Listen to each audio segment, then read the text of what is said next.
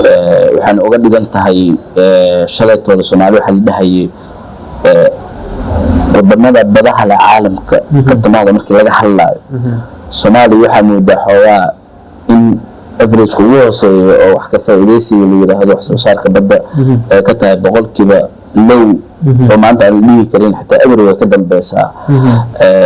wadamada waxa jira hadda wadamada badaha lehna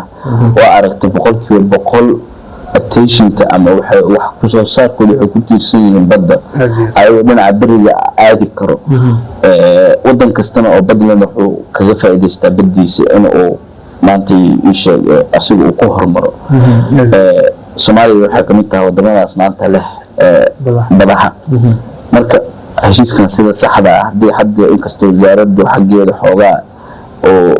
biyo ka tahay xoogaa ka gaabsanta hadii kabtan wasaaradda active noqoto heshiiskan la galay Soomaaliya faa'iido u soo kordhi doona Soomaaliyana waxay noqon doontaa hadii shanta dal ugu dhaqaalaha badan hadii la bixin 10 dal ama 15 dal ama 20 dal way soo celisan kartaa oo Soomaaliya xitaa qaabo dhaqaale oo buuxa waxay ka heli kartaa heshiiska maanta la saxiixay oo hadii la dhaho statement saxda la raaco hadii la raaco saxanta